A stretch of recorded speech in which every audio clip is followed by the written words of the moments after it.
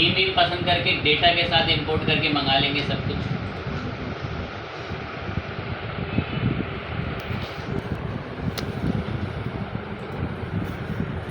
Plugin install कर रहे हैं, एक स्टार्टर टेम्पलेट।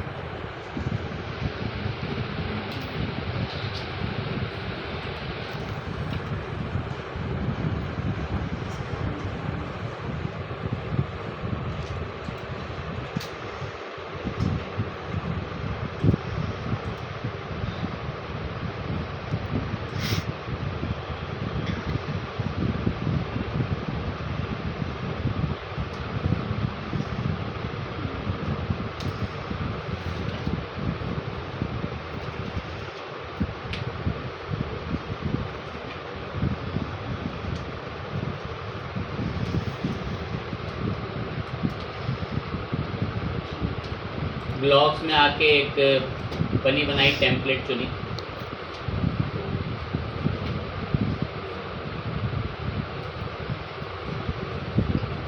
कंटिन्यू करके इसको हमने सेटअप किया। अब बात सुनने के लिए रेडी हैं।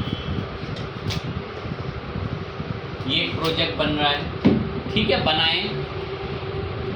प्रोजेक्ट बनने के बाद मैंने इसमें 5 महीने तक आर्टिकल लिखे। कितने महीने तक? 5। कम से कम हमने इस प्रोजेक्ट को बन जाने के 5 महीने तक आर्टिकल लिखे और कम से कम 150 आर्टिकल लिख दे। कितने आर्टिकल? 150। अब एक क्वेरी ये है, गूगल को क्या कोई सपना आ रहा होगा कि मैं 5 महीने से बना के बैठूं ये सब कुछ? अभी तक जो हम एसईओ पढ़ रहे हैं ना, उसमें गूगल तो इन्वॉल्व ही नहीं है। उसकी एल्गोरिथम्स के लिए प्रैक्टिस तो चल रही है। अच्छा टाइटल, कीवर्ड स्टफिंग,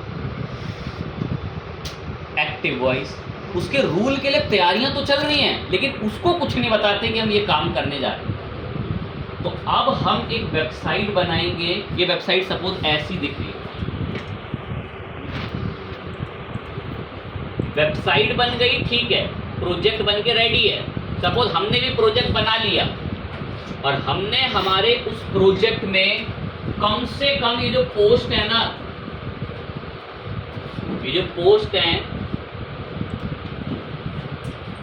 हमने हमारे प्रोजेक्ट में कम से कम 150 पोस्ट लिखी। क्वेश्चन मार्क, हमने हमारे प्रोजेक्ट में 150 पोस्ट लिखी, क्वेश्चन मार्क। गूगल को सपने आ रहे हैं कि मैंने 150 पोस्ट लिख दी। गूगल को बताना पड़ेगा। क्या करना पड़ेगा? बताना पड़ेगा। इंटरनेट पे कई मिलियन वेबसाइट्स हैं। जब वो अपने आप को गूगल के डेटाबेस में फीड कराती हैं, तभी वो गूगल के सर्च इंजन में आती है। तो एक प्रोसीजर है, एक स्टेप्स हैं जिनको हमें फॉलो करके गूगल को बताना पड़ता है। एक लाइन सुनना, आप 1 साल तक आर्टिकल लिखते रहो। गूगल को बताया नहीं, वो आएंगे गूगल पे कभी? 2 साल तक आर्टिकल लिख रहे हो, गूगल को कभी बताया ही नहीं है, तो गूगल के सर्च इंजन में वो क्यों आएंगे? गूगल के सर्च इंजन में आने का मतलब ये है कि अगर कोई टॉपिक सर्च करे तो हमारे ब्लॉग से भी आर्टिकल उठ के दिखा करे गूगल पे। मैंने गूगल को कोई ना परमिशन दी, ना जिम्मेदारी दी कि भाई गूगल, मैंने भी ये प्रोजेक्ट बनाया है। ध्यान दें, मैं गूगल, मैंने भी एक प्रोजेक्ट बनाया है, इसका ध्यान रखो। कल को कोई आके सर्च करता है तो मेरी वेबसाइट भी दिखाओ। रिपीट, ये हमारा प्रोजेक्ट है।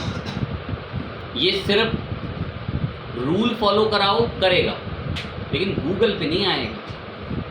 अब हमारे बीच ऐसा टैलेंट है, गूगल पे तो आ रहा है। ये ब्राउज़र इंटरनेट को एक्सेस करने के लिए बना है। किस लिए बना है? इंटरनेट को एक्सेस करने के लिए। अब उस इंटरनेट में एक इन्फॉर्मेशन रखी हुई है, उसके लिए बना है। अब कुछ बच्चे अगर ऐसा सोच रहे हैं, जैसे इसमें एक आर्टिकल लिखा है, ये मैं ब्लॉग के पेज पे गया,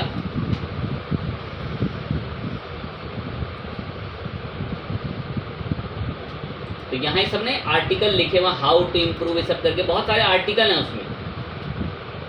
आप यहाँ 500 आर्टिकल लिख लो 5 साल तक, एक भी आर्टिकल रैंक में नहीं आएगा अगर आप अपनी साइट को गूगल पे सबमिट नहीं कराओगे।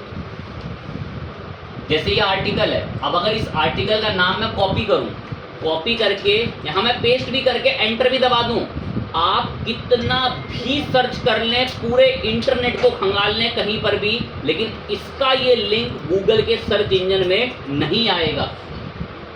ये तो रैंक्ड इमेजेस हैं, तो ये यहाँ पर englishchamp.in पर दिख रही है, लेकिन आप इस नाम को कॉपी करके कितना भी नीचे, अगर आप गूगल पेज भी नहीं दे रहा, कह रहा है यहाँ सर्च इमेज में देख लो, थोड़ा बहुत मिल गया, कह रहा है ये आर्टिकल गूगल पे नहीं आता। तो मैंने आपको एक बात बोली, ये आर्टिकल क्यों नहीं आ रहा गूगल पे? क्योंकि हमने ये आर्टिकल अभी गूगल को फीड करने के लिए बोला ही नहीं है।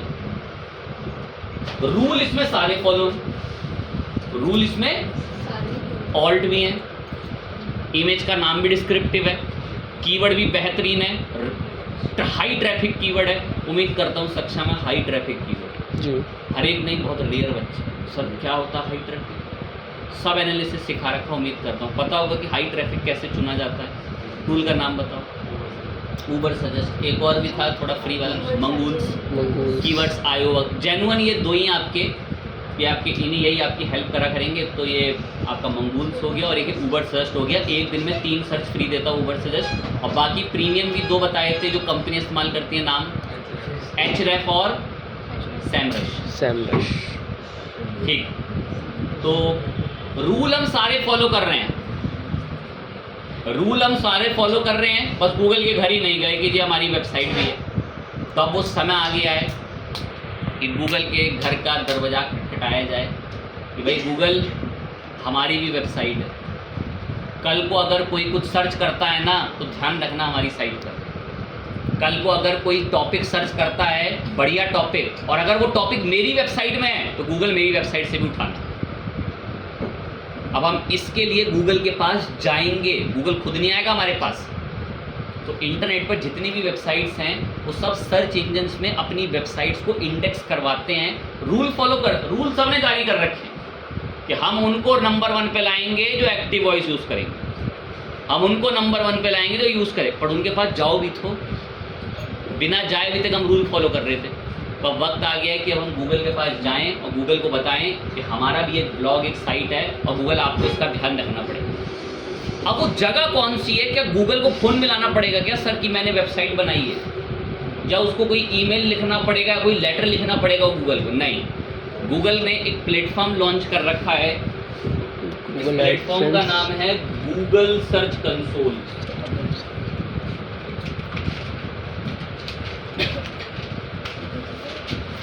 गूगल ने एक प्लेटफॉर्म लॉन्च कर रखा है, प्लेटफॉर्म का नाम है गूगल सर्च कंसोल।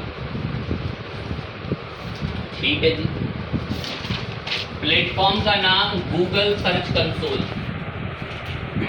क्या करता है? फटाफट तुरंत अंडरस्टैंड करेंगे। क्या करता है? फटाफट तुरंत अंडरस्टैंड करेंगे। सुने, ध्यान लगाएं क्या बात चल रही। गूगल ने क्या रखा है? वेबसाइटें बनाओ, रूल फॉलो करो, रूल ही पढ़ रहे। वेबसाइटें बनाओ, रूल फॉलो करो, अपनी इज्जत कमाओ इंटरनेट पे, मीन्स डोमेन अथॉरिटी कमाओ। बताया था थोड़ा बहुत जिक्र करके, डोमेन अथॉरिटी टाइम के साथ, बड़े बड़े वेबसाइटों के साथ, उठने बैठने के साथ बढ़ती है। तो गूगल ने तो बोल रखा है रूल फॉलो करो, अपनी अथॉरिटी बढ़ाओ, और आ जाओ मेरे पास सर्च कंसोल, फिर मैं आपको रिजल्ट्स अपने प्लेटफॉर्म पर दिखाऊँ।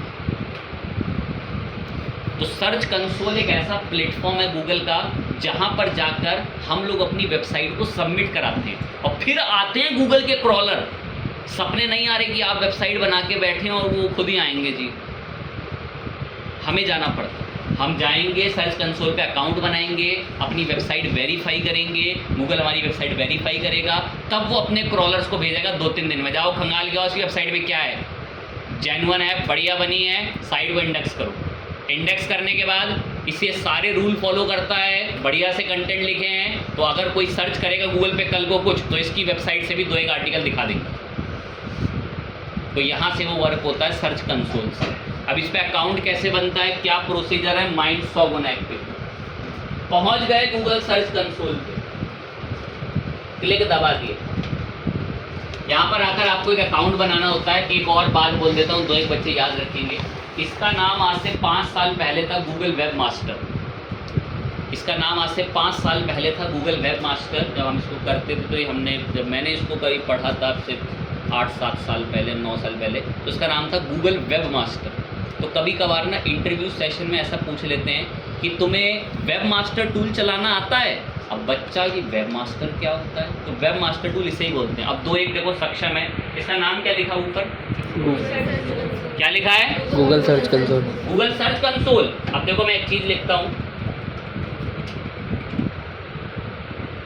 क्या सर्च कर रहा हूँ मैं, Google web master. Enter press कर रहा हूँ। अब भी क्या आता है, गूगल क्या आता है आपका, सर्च कंसोल। डेवलपर की साइट इनकी आ गई सर्च कंसोल वाली भी। तो पहले इसका नाम गूगल क्या था, वेब मास्टर।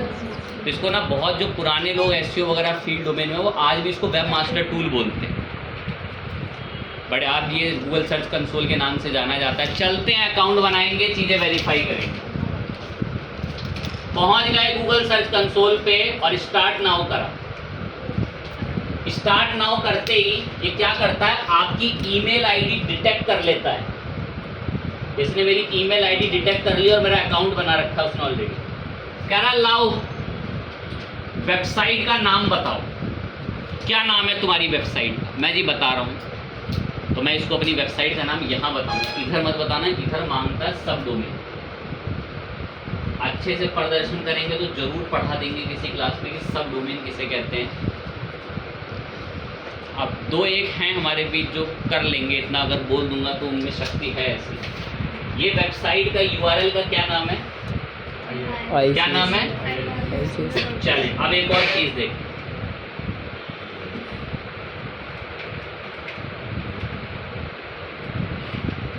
पहले वाली वेबसाइट का क्या नाम था अभी दिखाई, IACSindia.com।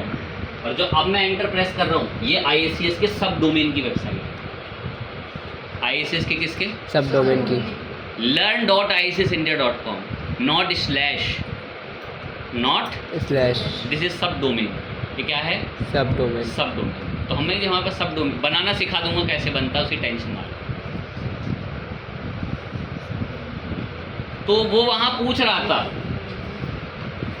ये यहाँ पूछ रहा था, कह रहा लाओ वेबसाइट का लिंक दो, लेकिन यहाँ क्या मांगता है, मैं सब डोमेन है ही नहीं तो क्या बताऊँ। कह रहा लाओ वेबसाइट का लिंक दो, फिर मैं दे रहे हैं।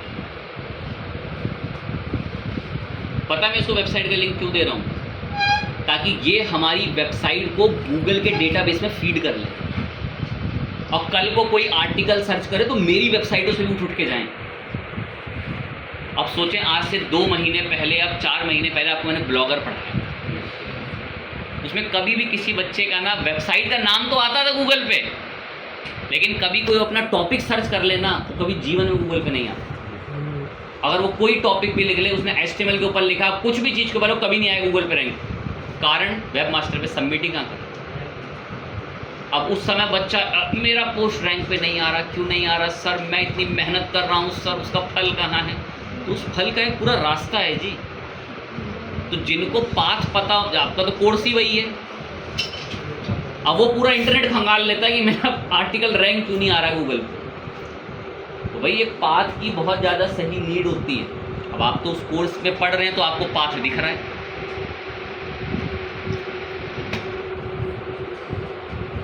कह रहा है लाओ वेबसाइट, मैं बता रहे हैं वेबसाइट यूआरएल दे दें इसको। तो मैंने ये हमारी वेबसाइट का यूआरएल कॉपी करा और ये इसको बताया।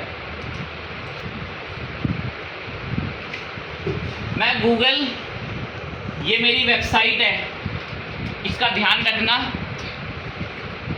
अब ये कह रहा है, मुझे तो विश्वास नहीं हो रहा है आपकी साइट है, क्योंकि हमारे बच्चे का बस चले, पता है क्या लिखते हैं, www.facebook.com, कि वो उसकी साइट है। ठीक है, तो मुमकिन ही नहीं ऐसा, तो इसीलिए वो यहाँ इसका वेरिफिकेशन करेगा। क्या करेगा इसका, वेरिफिकेशन कहेगा प्रूफ कराओ तुम्हारी है या नहीं है। वरना मैंने बताया तो उसका सपना क्या है, facebook.com, insurance.com, पता नहीं 56-57 मिलियन डॉलर का डोमेन उसका है जी। तो ये बड़ा रिस्क है। दैट्स वाई मैं जैसे ही कंसोल पे आके अपनी वेबसाइट बताऊंगा तो ये बोलेगा पहले अपनी वेबसाइट वेरीफाई कराओ कि ये वेबसाइट के ओनर तुम ही। मैंने कंटिन्यू पे क्लिक कर, वेरिफिकेशन शुरू हो गई। अब पता है गूगल के टूल्स में कुछ में ऐसा होता है, अगर ईमेल सेम है और वेबसाइट जिस ईमेल से बन रही है गूगल के प्लेटफॉर्म से वो सेम है, तो ये ऑटोमेटिक ओनरशिप वेरीफाई कर लेता है। बट जब वेरिफिकेशन के लिए इसको चीज़ें मैच नहीं होती तो ये हमें कुछ रिसोर्स देगा, एक विंडो खुलकर आएगी, उसका वेट कर लीजिए। आगे कह रहा है ओनरशिप वेरीफाई करो। कह रहा है मुझे विश्वास नहीं हो रहा ये रमी वाली साइट तुम्हारी है। मैं हमारी ही है। कह रहा मैं कुछ 3-4 बातें कह रहा हूँ, उसमें से किसी एक बात को भी प्रूफ कर दोगे ना तो मान जाऊंगा तुम्हारी। कह रहा मैं कुछ 3-4 बातें कह रहा हूँ, उसमें से एक आधी बात को भी फॉलो करके दिखा दोगे ना तो मान जाऊंगा ये साइट तुम्हारी है। ऊपर नाम आ रहा है, ओनरशिप वेरीफाई चल रहा है वेबसाइट का। मतलब गूगल पे अपनी वेबसाइट लेकर जा रहे हैं तो गूगल पहले वेरीफाई कर रहा है। कह रहा बताओ ये तुम्हारी साइट है, नहीं। तो अब देखो वेरीफाई कैसे होता है, मेथड देखो। फाइल से तो आप नहीं कर सकते, तो टिपिकल मेथड होता है। इसमें क्या करना होता है, अब हर बच्चा तो इतना वो नहीं है, कुछ समझ जाएंगे, हल्का फुल्का क्लिक करके बताते हैं। ये एक फाइल है, ये क्या है, फाइल। इस फाइल को ना अपने सी पैनल के अंदर, अपने सी पैनल के अंदर जो हमारा फोल्डर है ना रमी नाम से, उसके अंदर पेस्ट कर दो। कह रहा मान जाऊंगा तुम्हारी वेबसाइट। तो इसमें तो ये तरीका है वेरीफाई का। उम्मीद करते हैं सी पैनल क्या है। तो ये कह रहा है कि अगर तुमने अपने सी पैनल के अंदर अपने रमी प्रोजेक्ट में ये फाइल डाउनलोड करके पेस्ट कर दी, मतलब वहाँ ऐड कर दी और वेरीफाई कर दिया, मैं ओनरशिप वेरीफाई कर दूंगा, मैं मान जाऊंगा तुम्हारी वेबसाइट। तो एक ये रास्ता है। बट मेरा सबसे फेवरेट और सबसे जेन्युइन रास्ता है ये वेरिफिकेशन टैब। कह रहा है ये एक मेटा टैग है। कह रहा है इस टैग को कॉपी करके अपनी वेबसाइट में हेड सेक्शन के अंदर अगर तुमने पेस्ट कर दिया, मैं मान जाऊंगा तुम्हारी साइट। कौन से सेक्शन में? हेड सेक्शन में। अब एक लाइन बोलते हैं थोड़ा सा। अब एक दो से मेरे हिसाब से उम्मीद है यहाँ सारे कोडिंग बैकग्राउंड के बच्चे हैं, एक दो हैं जो नॉन कोडिंग के हैं, तो उनका सर है क्या चीज़। तो अब जिन्होंने कोडिंग पढ़ रखी है उनको पता है ये सभी हेड टैग वगैरह क्या होते हैं। और अरे टेंशन ना ले, जो नॉन कोडिंग वाले हैं वैसे भी तो एक कल को वैसे भी नहीं पढ़ते। एक समय पर जब हमने HTML शुरू करी थी ना, तो उस समय जब मैं हेड HTML का मतलब टाइटल का मतलब बताता था ना, तो मैं हेड का मतलब बताता था, बोलता था समय आएगा तो हम हेड के नीचे सर्विसेज ऐड करेंगे। बड़ी कीमती लाइन है, कोई कभी जीवन में खैर नहीं है, बहुत रेयर जो कुदरत ने भेज दिया। तो उस समय मैंने जब HTML शुरू करके पढ़ा रहे थे तो बच्चे को 4-5 हज़ार बोलते थे कि देखना आगे चलकर ना हेड के नीचे वेबसाइट में सर्विसेज ऐड होंगी। और आज देखो सर्विस ऐड होने के लिए राजी है। ये सर्विस ऐड होके वेरिफिकेशन करवाएगी कि वो हमारी साइट है। अब ये ऐड कैसे होता है, कोड उसे सीखें। कोड को कॉपी कर लें, इस कोड को कॉपी कर लें और कॉपी करने के बाद अपने वर्डप्रेस में आए। वर्डप्रेस में अपीयरेंस में एक ऑप्शन मिलेगा थीम फाइल एडिटर, क्या आप अपनी फाइल की, अपनी थीम की एडिटिंग फाइल खोल सकते हैं। धमकी देगा तुरंत खुलते, थीम फाइल एडिटर, तुरंत वार्निंग आ। कह रहा है वेबसाइट की कोडिंग में जा रहे हो, एक शब्द भी इधर उधर हो गया ना वेबसाइट बंद हो जाएगी। मुझे पता है, आई अंडरस्टूड। तो जो नॉन कोडिंग वाले होते हैं उनको दर्शाने के लिए पॉपअप आता है, तो इतनी टेंशन नहीं ले, बस एक रास्ता उसे रट लें। वो टैग है ना, जो मेटा करके टैग था, उसको यहीं पेस्ट करना है। वो कहाँ पेस्ट करना पड़ेगा, इनके लिए बहुत आसान है जो कोडिंग वाले, क्योंकि उन्होंने वो रिसोर्स पढ़ रखे। आई अंडरस्टूड बोला और आई अंडरस्टूड बोल के यहाँ थोड़ा इसको मैं कॉपी भी कर लेता हूँ। ये कॉपी कर दिया, यहाँ पर आया हमारी वेबसाइट में अपीयरेंस में, कौन सी फाइल एडिटर में, थीम फाइल एडिटर। यहाँ थोड़ा नीचे चलोगे तो एक फाइल मिलेगी header.php। ये header.php पे क्लिक कर देना। header.php पे क्लिक करना, थोड़ा नीचे करना, ये आपको एक टैग दिख जाएगा। कौन सा टैग, हेड। और ये पता है यहाँ पर क्या बोल रहा था, चलो पढ़ देते हैं। कॉपी करो मेटा टैग को और ब्लो पेस्ट कर देना नीचे अपनी साइट के होम पेज के, और वो जगह होनी चाहिए कौन सा सेक्शन, हेड सेक्शन। और बॉडी सेक्शन से पहले बिफोर। ये अगर मैंने ये जो हेड टैग, ये रहा हेड टैग, ये header.php में होता है हेड टैग, इस हेड टैग के नीचे एंटर प्रेस करो और ये पेस्ट कर दो। इनके नहीं चल पाते ना, गूगल मुझसे वेरिफिकेशन करवा रहा है ये साइट मेरी ही है या नहीं है।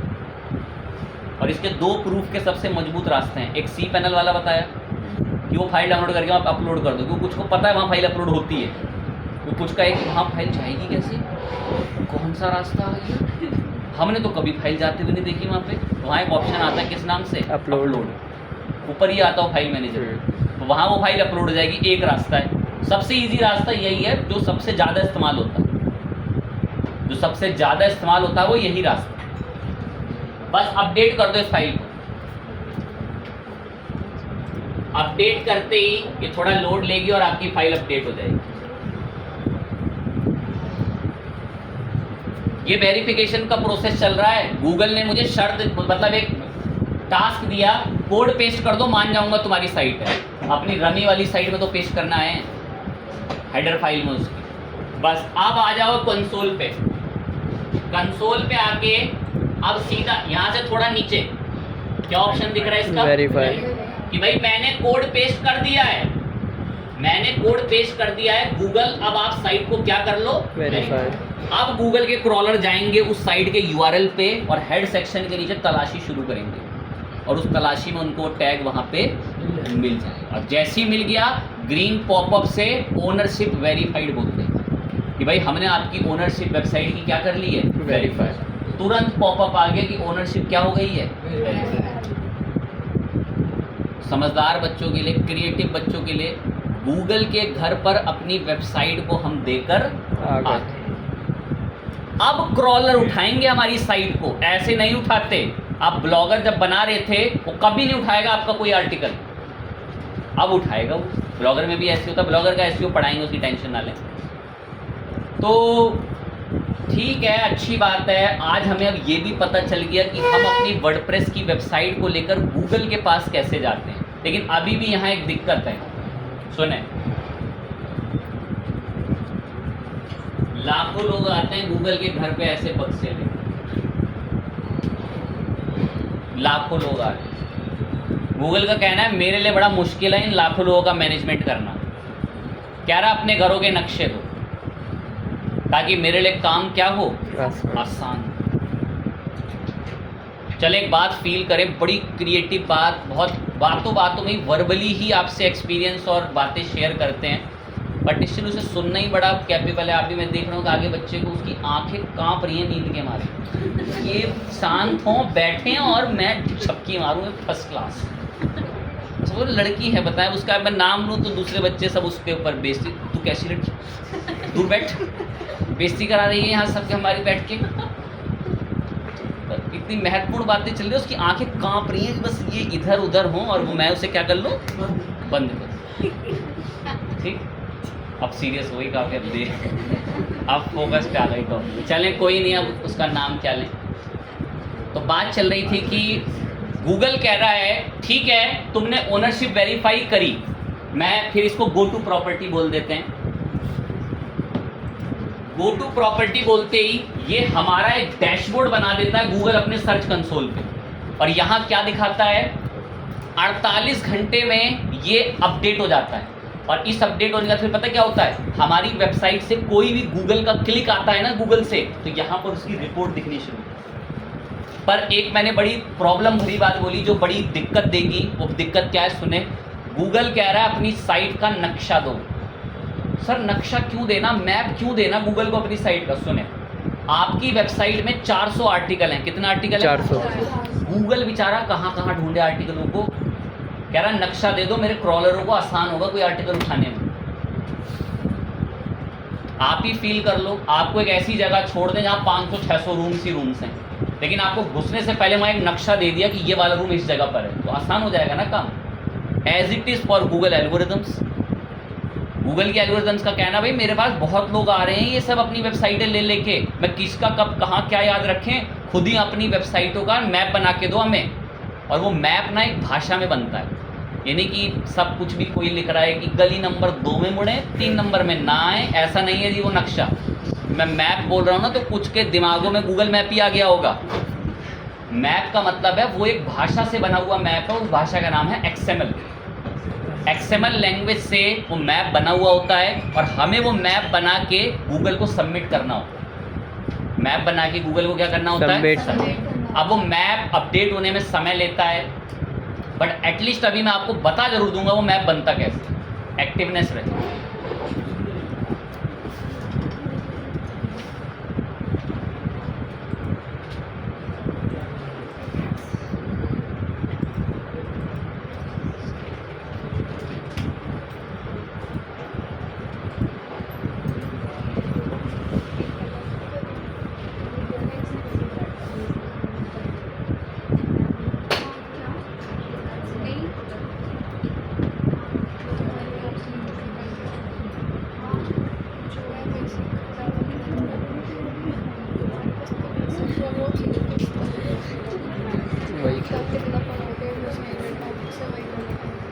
वही चलें ध्यान दें,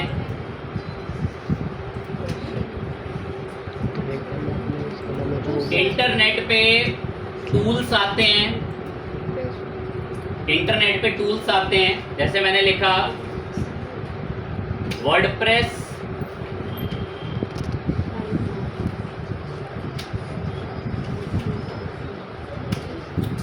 WordPress site map generator online, मतलब ऐसा टूल जो वर्डप्रेस की साइट का क्या बनाए, नक्शा, मैप बनाए। तो कुछ टूल्स आते हैं, दो एक आपको ओपन करके दिखाएंगे। प्लगइन्स भी आते हैं वर्डप्रेस के। चलिए, यहाँ पर अपनी वेबसाइट के URL बताना होता है, फटाफट कॉपी किया। ये स्लैश वाली साइटों से थोड़ा नाराज रहते हैं, एक दो में कुछ बनाते हैं, कुछ अवॉइड है। अब ये देखो, ये लग गया। ये टूल मेरी इस वेबसाइट के URL उठाएगा, उनका एक बढ़िया सा XML भाषा में नक्शा बनाएगा। इस टूल को भी जिम्मेदारी दे आए, एक थोड़ा क्रैश रहता है बड़ा, ठीक है, हमने नाम वाम बता दिया, स्टार्ट क्रिएटिंग पे बोल दिया। ये अपना टाइम वगैरह जो भी लेगा जनरेट वगैरह करने में, इसको हम अभी देखेंगे ना, URL हटा देता है, इनकी बड़ी अजीब बात है। हाफ साइट में जनरेट करवाते हैं कि मेनली करो।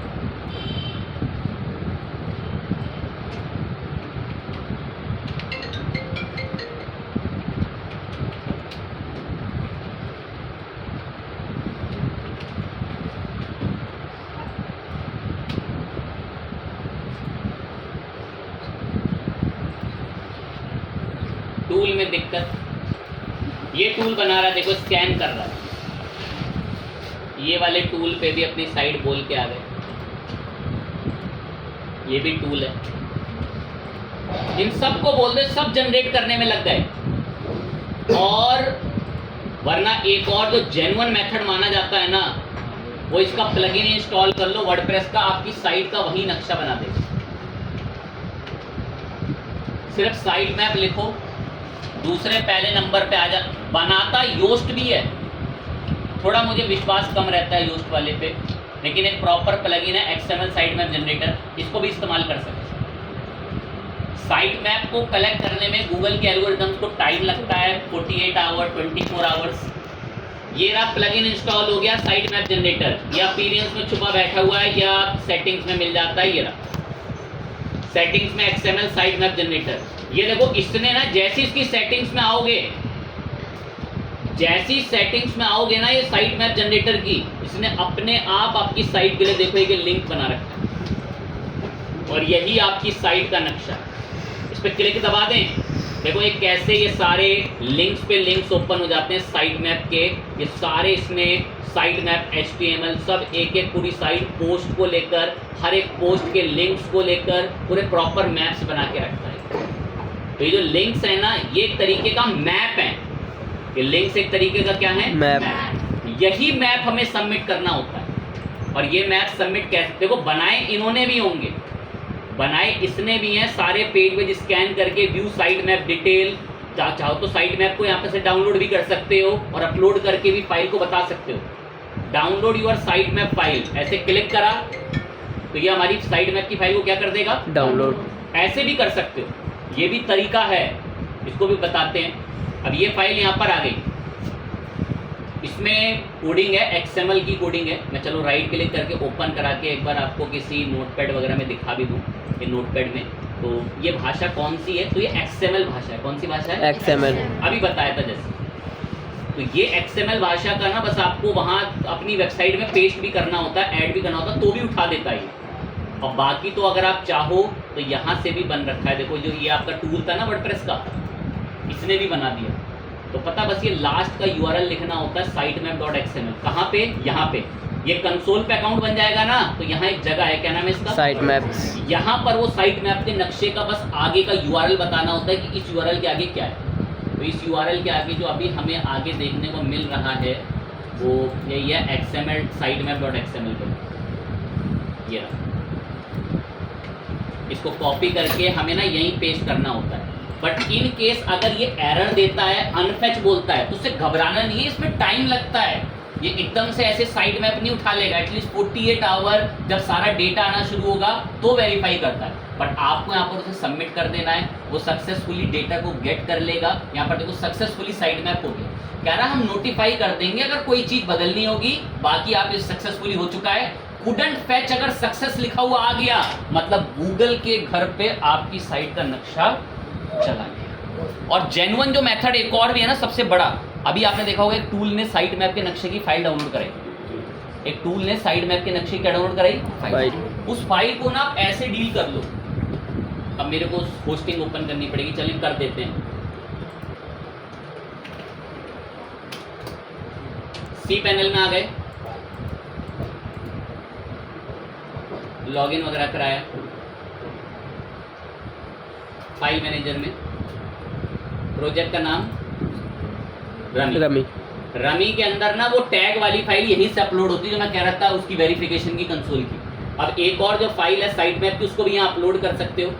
अपलोड में सिलेक्ट फाइल में डाउनलोड में साइट मैप का XML बता के यहाँ भी अपलोड कर सकते हो।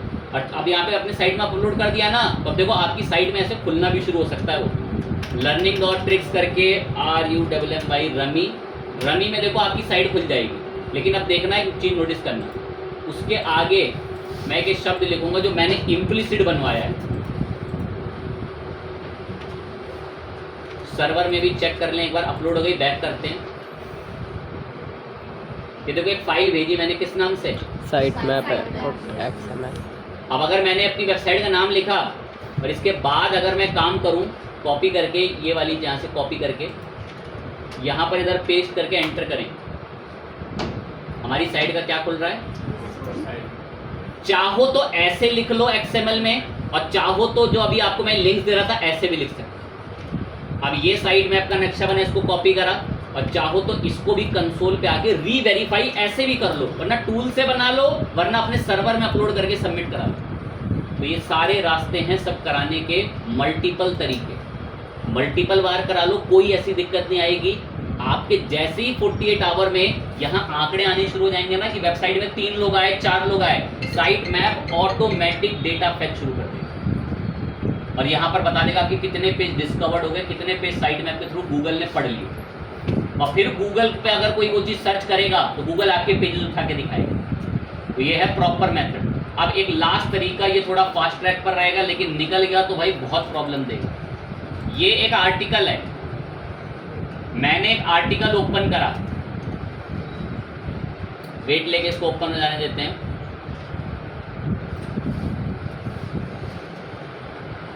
ये आर्टिकल ओपन करा, ये आर्टिकल है। गूगल को जबरदस्ती रिक्वेस्ट करूंगा कि इसको अपने डेटाबेस में ले जाओ। गूगल को जबरदस्ती रिक्वेस्ट करेंगे कि इसको अपने डेटाबेस में ले जाओ। इसकी ट्रिक सुनो, सर्च कंसोल पे आओ और URL को यहां पेस्ट करो। पेस्ट करने के बाद एंटर दबाओ। ये बोलेगा कि ये URL तो गूगल रिट्रीव डेटा कर रहा है, URL is not on Google. मतलब इसका कहने का मतलब है कि तुमने जो अभी ये URL दिया है इस आर्टिकल का, ये URL गूगल पर तो कहीं नहीं है। ये यूआरएल गूगल पर तो कहीं नहीं। तो मैं रिक्वेस्ट कर रहा हूँ इंडेक्स करो ना इसको, फिर तो रिक्वेस्ट इंडेक्स ये एक तरीका है जबरदस्ती एल्गोरिथम को पुश करना, मेरा पेज भी ले जाओ ना गूगल पे। तो ये टेक्निक है, कंसोल से रिक्वेस्ट भेजी जाती है। अब ये लोड ले रहा है, कह रहा है इट मेक्स टाइम, ये टाइम लेगा और फिर बोलेगा सक्सेसफुली कि हमने गूगल के सर्वर्स को, आप गूगल के डेटाबेस को रिक्वेस्ट में भेज दिया है कि भाई आपकी वेबसाइट के इस आर्टिकल को रैंक पे लाओ। अब ये रिक्वेस्ट भेजी जा रही है, बट ये इसमें एक आपको बात बोलेगा, कहेगा सक्सेसफुली भेज दी है, पर इस काम के क्यू को होने में समय लगता है, देखो बोलेगा। और हम क्यू को चेंज नहीं करते, जो आपने नंबर भेजा उसी पर ही है, देखो बोल रहा है URL was added on priority crawl, आपके क्रॉल क्यू में URL ऐड हो गया है प्रियोरिटी बेस क्यू के अंदर, क्यू बोले तो एक लाइन के अंदर। सबमिट करना पेज को मल्टीपल टाइम, बार बार पेज को मल्टीपल टाइम सबमिट मत करो। क्यों मत करो? क्योंकि इससे चेंज नहीं हो जाएगा क्यू का पोजीशन, क्योंकि बच्चे को पता चल गया ये क्यू में मतलब गूगल को रिक्वेस्ट जा रही है दिन में 4 बार। तो ये देखो साफ बोल रहा है सबमिट करना पेज को कितने बार? Multiple time. Will not change, वो चेंज नहीं कर सकता क्यू पोजीशन। बार बार पेज सबमिट करने से आपकी जो क्यू आपने भेजी है उसमें पोजीशन चेंज नहीं हो जाएगी। भाई ये अपडेट होने में टाइम लेता है, वैसे 48 आवर 24 आवर देते हैं, तब जाकर हमारा जो आर्टिकल के यूआरएल्स हैं उसको गूगल अपने साइट मैप्स हमारे पढ़ के फिर इंडेक्सेस में लाता है। This is a real process, ये प्रोसेस है गूगल पे अपनी साइट को असली में सबमिट कराने। फाइन बात है, बढ़िया चीज़ है। टॉपिक ही ऐसा है कि एक ही बार डिस्कस होता है और फिर इसकी अब मैं इसका अगली बार जब कभी जिक्र करूँगा 3-4 क्लास बाद, तो वो होगा ब्लॉगर के टॉपिक। इतना नालायक है ब्लॉगर ना, गूगल का प्रोडक्ट है। किसका प्रोडक्ट है? उसका साइट मैप सेकंडों में पकड़ लेता है और दूसरी कंपनियों के सर्वर का साइट मैप जल्दी नहीं पकड़ता। कहता है वो दूसरी कंपनियों का, हम उसमें टाइम लेते हैं और अपने साइट में आपको क्रॉलिंग में जल्दी देता। फाइन चीज़ है। बाकी यूआरएल को क्लीन करना वो अब हम नेक्स्ट